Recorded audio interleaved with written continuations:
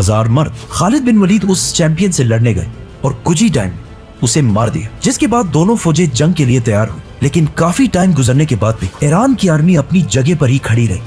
अस्सलामुअलैकुम everyone, this is यज़दान। कैसे हैं आप सब लोग? वीडियो स्टार्ट करने से पहले अगर कोई शख्स आप में से घर पे बैठ के स्किल सीख के कुछ फाइनेंशियल स्टेबल होना चाहता है, काम करना चाहता है, तो आप मुझे इस नंबर पे मैसेज कर सकते हो 8149278831। एक चीज़ हमेशा ध्यान रखिएगा, मैंने बोला है स्किल सीख के, ठीक है जी, सीखने के बाद उस पर काम करके। चलिए आज के वीडियो का आगाज़ करते हैं। खालिद बिन वलीद रज़ी अल्लाहु अन्हु उमर बिन खत्ताब रज़ी अल्लाहु अन्हु के कज़न खालिद बिन वलीद रज़ी अल्लाहु अन्हु ने 20 साल तक मुसलमानों के ख़िलाफ़ जंग की है और वो एक भी जंग आज तक नहीं हारे। ना ही वो मुसलमानों के ख़िलाफ़ जब थे तब हारे, जब मुसलमानों के साथ थे तब भी नहीं हारे। उन्हीं की वजह से मुसलमान जीतते जीतते हार गए थे जंगे, आई थिंक ओहद में या बदर में I think, if I am not wrong, I am very confused, मैं थोड़ा कंफ्यूज हो गया, I am very sorry. But हाँ, आप मुझे बताइए कमेंट सेक्शन में कौन सी जंग थी जो पीछे पहाड़ था, पहाड़ पे वो हज़ूर पाक सल्लल्लाहु अलैहि वसल्लम ने बोला था कि यहाँ से कोई भी हिलेगा नहीं, यहाँ पे सारे तैनात रहेंगे, बट उन्होंने अपनी जगह छोड़ दी। तो हज़रत खालिद बिन वलीद रज़ी अल्लाहु अन्हु पीछे से जाके उन्होंने अटैक कर दिया मुसलमानों पे और वो जीती हुई जंग मुसलमान हार गए थे, और जिसमें हमारे नबी पाक सल्लल्लाहु अलैहि वसल्लम के दांत मुबारक भी शहीद हुए थे, इफ़ यू गाइज रिमेंबर। आज उनके बारे में डिटेल में जानेंगे द कोहिस्तानी से। ओरिजिनल वीडियो का लिंक डिस्क्रिप्शन में है। Let's start this video. Khalid bin Walid को दुनिया का सबसे ग्रेटेस्ट जनरल समझा जाता है। नेपोलियन, अलेक्जेंडर द ग्रेट और जूलियस सीजर जिंदगी में कभी ना कभी कोई ना कोई जंग जरूर हार चुके हैं, लेकिन खालिद बिन वलीद दुनिया के वाहिद जनरल जो अपनी पूरी जिंदगी में कोई भी जंग नहीं हारा। और ये सिर्फ मुसलमान नहीं बल्कि पूरी दुनिया मानती। और जंग के दौरान खालिद बिन वलीद की स्ट्रेटजीज और प्लानिंग को आज भी ऑक्सफोर्ड और हार्वर्ड जैसी यूनिवर्सिटीज में पढ़ाया जाता है। लेकिन खालिद बिन वलीद के जंगों में आखिर ऐसी क्या खास बात कि आज 1400 साल बाद भी पूरी दुनिया उन्हें याद करती? Let's find out. मुसलमानों के खलीफा अबू बकर रज़ियल्लाहु ताला अन्हु के हुक्म पर खालिद बिन वलीद ने द ग्रेट पर्शियन एम्पायर पर हमला कर दिया और सिर्फ 18,000 मुसलमानों के साथ 40,000 की पर्शियन फौज को बहुत आसानी से क्रश कर दिया। इस जीत के बाद मुसलमान पहली दफा अरब से बाहर निकलकर एक ग्लोबल पावर बनने की तरफ जाने लगे, क्योंकि अब मुसलमानों ने अरब से बाहर पर्शियन एम्पायर के बहुत इंपॉर्टेंट प्रोविंस कुवैत को फतह कर लिया था। जैसे ही ईरान के बादशाह को पता चला कि मुसलमानों ने उनकी फौज को बहुत आसानी से हरा दिया है, तो उन्होंने एक नई 40,000 की फौज खालिद बिन वलीद की तरफ रवाना की। लेकिन खालिद बिन वलीद ने कुवैत फतह करते ही डायरेक्टली अपने स्पाइस, जासूसों को पूरे इलाके में फैला दिया था ताकि हर खतरे का उन्हें पहले से पता चल जाए। ये स्पाइस हर तरफ फैल गए और बहुत दूर जाकर उन्होंने देखा कि पर्शियन एम्पायर की 40,000 की फौज बहुत तेजी से मुसलमानों की तरफ बढ़ रही है। तो खालिद बिन वलीद अपनी सारी फौज लेकर उसी फौज की तरफ कुवैत से बाहर उबुल्ला की तरफ जाने लगे। उबुल्ला कुवैत से बाहर एक इलाके में है जिसे आज के जमाने में इराक कहा जाता है। नाउ एक तरफ मुसलमानों की 17,000 की फौज खड़ी थी और दूसरी तरफ पर्शियन एम्पायर की 40,000 की फौज थी। पर्शियन जनरल सामने आया और खालिद बिन वलीद को चैलेंज किया, लेकिन मुसलमानों की फौज से एक आम सिपाही ने जाकर उसे खत्म कर दिया। अगेन एक बार फिर पर्शिया की फौज का जनरल जंग से पहले ही मारा गया, जिसके बाद दोनों फौजों ने एक दूसरे पर फुल फ्लेज हमला कर दिया और बहुत सख्त जंग शुरू हुई। लेकिन पर्शियन फौज बहुत ज्यादा होने की वजह से आहिस्ता आहिस्ता बहुत सारे मुसलमान शहीद होने लगे, जिसकी वजह से पहली बार खालिद बिन वलीद ने मजबूरन मुसलमानों को जंग से पीछे हटने का हुक्म दिया। और ऐसा लगने लगा कि मुसलमान फाइनली जंग छोड़कर भाग रहे हैं। ये देखकर पर्शियन फौज जीत की खुशी में बहुत तेजी से मुसलमानों का पीछा करने लगी। पर्शियन फौज मुसलमानों के पीछे इतनी तेजी से आई कि इनके फौज के दो लाइन्स एक दूसरे से बहुत दूर हो गए। And if you look close, मुसलमान बिल्कुल सीधी लाइन में पीछे नहीं आ रहे बल्कि एक दूसरे से दूर जा रहे हैं। आखिर पर्शियन फौज मुसलमानों का पीछा करते करते एक दूसरे से इतने दूर हो गए कि उनकी आर्मी एक नहीं बल्कि कई छोटे छोटे ग्रुप्स में बट गई और उनकी फौज के दरमियान दो बड़े गैप्स बन गए। और इसी टाइम का खालिद बिन वलीद इंतजार कर रहे। एंड नाउ अचानक खालिद बिन वलीद अपने घुड़सवारों को लेकर इन दो गैप्स से आगे बढ़े और पर्शियन फौज के सेंटर को घेर लिया और आहिस्ता आहिस्ता उन्हें क्रश करने लगे। और फिर इसी तरह बाकी फौज को भी क्रश कर दी। पर्शियन फौज की पिछली लाइन ने देखा कि वो ये जंग हार चुके हैं, तो वो जंग छोड़कर भागने लगे। लेकिन एज वी नो, उनका आर्मर हमेशा बहुत भारी होता था, तो ज्यादा दूर जाने से पहले ही मुसलमान उन तक पहुंच गए और उन्हें भी खत्म कर दी। और इस तरह पर्शियन एम्पायर की एक और बहुत बड़ी फौज खालिद बिन वलीद ने क्रश कर दी। ये जंग कुवैत से बाहर इराक के अंदर हुई। मतलब अब मुसलमान कुवैत को फतह करने के बाद ईरान के दूसरे बड़े प्रोविंस इराक में एंटर हो चुके थे। अब यहां से आगे बढ़ना थोड़ा मुश्किल था, क्योंकि इराक और मदीना एक दूसरे से बहुत दूर थे और इराक में मुसलमानों की फौज को अपने हेडक्वार्टर मदीना से बार बार कम्युनिकेट करने में बहुत मुश्किल हो रही थी। इसीलिए यहां से आगे बढ़ने से पहले खालिद बिन वलीद ने इसी इलाके को अपना नया हेडक्वार्टर बनाया, क्योंकि इस इलाके में पर्शियंस और अरब दोनों आबाद थे और इन सब का ख्याल था कि मुसलमान इन्हें फतह करने के बाद इनके साथ वही करेंगे जो अब तक दुनिया की बाकी सारी एम्पायर्स करती है, मतलब लूट, प्लंडर, रेप।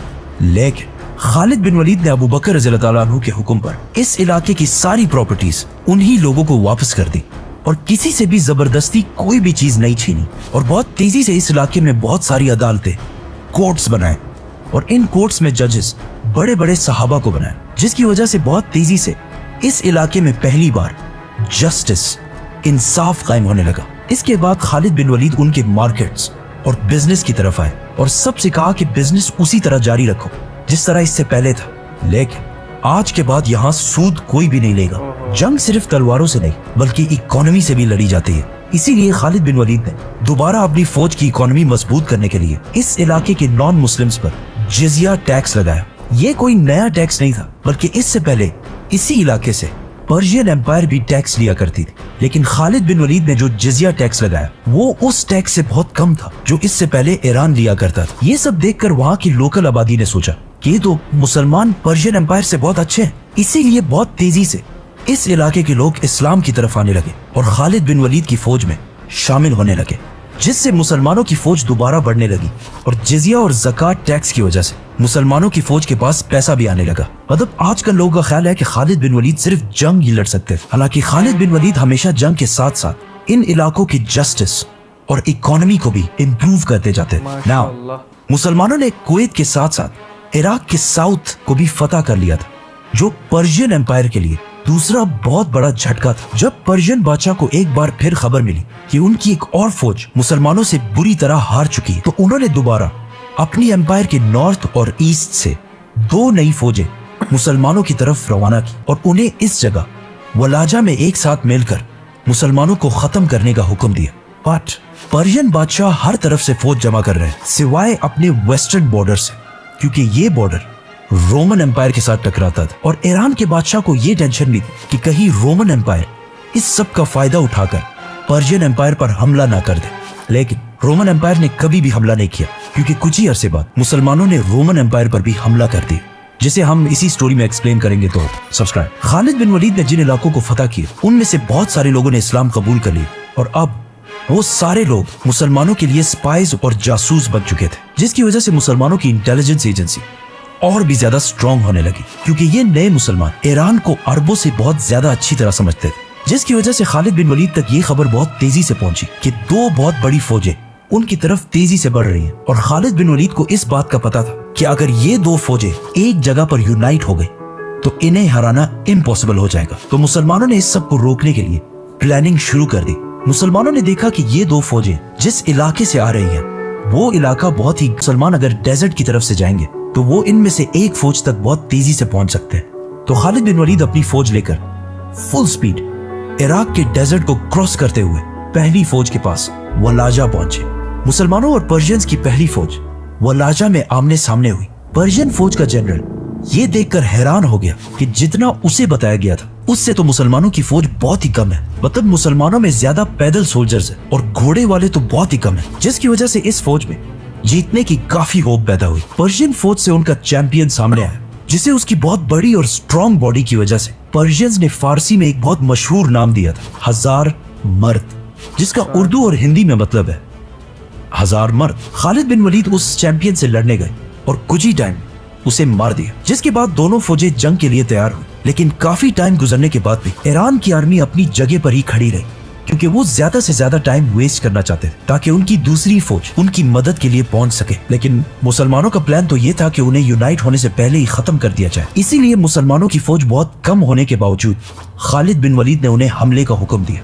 मुसलमानों और पर्शियंस की एक बार फिर बहुत सख्त लड़ाई शुरू हुई और बहुत टाइम गुजरने के बाद भी बिल्कुल समझ नहीं आ रही थी कि कौन जंग जीता। लेकिन अचानक पर्शियन जनरल ने अपनी फौज के लाइंस को बदला और नए फ्रेश लोगों को सामने कर दिया। अब इनसे दोबारा लड़ने की मुसलमानों के पास बिल्कुल ताकत नहीं थी, जिसकी वजह से दोबारा बहुत सारे मुसलमान आहिस्ता आहिस्ता शहीद होने लगे। और ये सब देखकर आखिर खालिद बिन वलीद ने मुसलमानों को पीछे हटने का हुक्म दिया, जिससे मुसलमान अगेन जंग से आहिस्ता आहिस्ता पीछे हटने लगे। लेकिन आखिर इतना पीछे चले गए कि ये फौज बिल्कुल पहाड़ तक पहुंच गई, जहां से और पीछे जाना इम्पॉसिबल था। और आखिर ईरान की पूरी फौज ने मुसलमानों पर हमला कर दिया। लेकिन अगर आप गौर से इसे देखें तो मुसलमान अगेन एक स्ट्रेट लाइन में पीछे नहीं हट रहे, बल्कि सिर्फ मुसलमानों का सेंटर पीछे हट रहा है और मुसलमानों की लेफ्ट और राइट बिल्कुल मजबूती से अपनी जगह पर खड़े हैं, जिससे आहिस्ता आहिस्ता इस जंग में एक गोल सर्कल बन रहा है, जिसका अब तक पर्शियंस को बिल्कुल भी अंदाजा नहीं था। जैसे ही सर्कल कंप्लीट होने लगा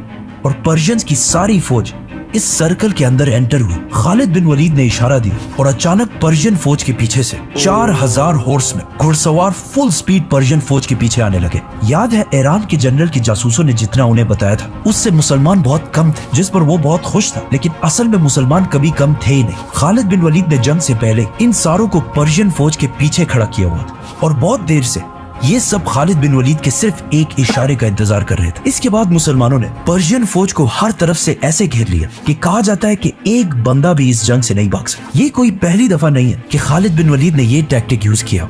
इससे पहले जंग ओहद में इसी तरीके से उन्होंने मुसलमानों को भी हराया था, जिसमें रसूलुल्लाह सल्लल्लाहु अलैहि वसल्लम ने सहाबा को क्लियरली ऑर्डर्स दिए कि इस पहाड़ से नहीं उतरना। लेकिन जीत की खुशी में जब वो पहाड़ से नीचे उतर गए, खालिद बिन वलीद ने पहाड़ के पीछे से हमला कर दिया और पूरे जंग को बिल्कुल बदल दिया। और अब वही टैक्टिक उन्होंने पर्शियंस के खिलाफ भी यूज की। ईरान की इस फौज को हराने के बाद अब मुसलमान पर्शियन एम्पायर के बॉर्डर से निकलकर उनके सेंटर के करीब होने लगे और इसके कुछ ही अरसे बाद अबू बकर रज़ियल्लाहु तआला अन्हु ने ईरान के साथ साथ रोमन एम्पायर पर भी हमले का हुक्म दिया। रोमन और पर्शियन एम्पायर में मुसलमान इतनी तेजी से आगे बढ़ रहे थे कि इन दोनों एम्पायर्स ने देखा कि अगर ऐसे ही चलता रहा तो बहुत जल्द हम दोनों सुपर पावर्स खत्म हो जाएंगे। तो इसीलिए उन्होंने तारीख में पहली दफा रोमन और पर्शियन एम्पायर अपनी 700 साल पुरानी दुश्मनी खत्म करके मुसलमानों के खिलाफ यूनाइट हो गए। सब्सक्राइब। सो गाइज़, ये था हमारा reaction and sword of Allah Khalid bin Waleed रज़ी अल्लाह अन्हु। आप देखिए किस तरह से उन्होंने अपने स्किल्स के थ्रू मैनेजमेंट, प्लानिंग एंड फिर जिस एरिया को फ़तह किया उस एरिया में इकोनॉमी एंड जस्टिस, उन दोनों चीज़ों को भी कायम किया माशाल्लाह। तो आई रियली होप कि आजकल के जो हुक्मरान हैं इस तरह से वर्क करें। और देखा जाए तो आजकल के जो हम गल्फ़ कंट्रीज़ में देखते हैं, जो मुस्लिम कंट्रीज़ में, जिन कंट्रीज़ को हज़रत उमर बिन खत्ताब रज़ी अल्लाह अन्हु, हज़रत खालिद बिन वलीद रज़ी अल्लाह अन्हु, हज़रत अबू बकर सिद्दीक़ रज़ी अल्लाह अन्हु उन्होंने फ़तह किया था, वो आज भी मुसलमानों के पास है और वहाँ पे जस्टिस कायम है। काफ़ी हद तक अगर हम कतर देखेंगे, दुबई देखेंगे, यूएई, सऊदी अरेबिया, तो ऑलमोस्ट सब जगह पे जो जस्टिस का निज़ाम है वो है अल्हम्दुलिल्लाह। कुवैत, तो जस्टिस एंड इकोनॉमी, फाइनेंस, इन सब चीज़ों का जो लाइक एक निशान मिलता है, वो मिलता है हमें कि वहाँ पे ये चीज़ हमें देखने मिलती है जो इनसे सीखा है उन्होंने अल्हम्दुलिल्लाह। इसी वजह से तो जीसीसी कंट्रीज़ को safest countries in the world कहा जाता है। मुझे लगा था कि इसमें हम जानेंगे कि हज़रत खालिद बिन वलीद रज़ी अल्लाह अन्हु ने किस तरह से इस्लाम कबूल किया है ना, किस तरह से वो इस्लाम के ख़िलाफ़ पहले थे और किस तरह से वो इस्लाम की तरफ आए। बट इसमें उनके जंग के बारे में ज़्यादा हिस्ट्री हमें पता चली है और इंशाअल्लाह मैं ऐसी कोई वीडियो लेके आऊँगा आप सबके लिए और मेरे लिए भी, कि जिसमें हमें उनकी हिस्ट्री के बारे में, जब वो मक्का में थे, जब वो लाइक खिलाफ थे, तो उस टाइम पे कैसे किस तरह से वो इस्लाम लाए थे, वो हमें जानना है। तो अस्सलामु अलैकुम व रहमतुल्लाहि व बरकातुहू।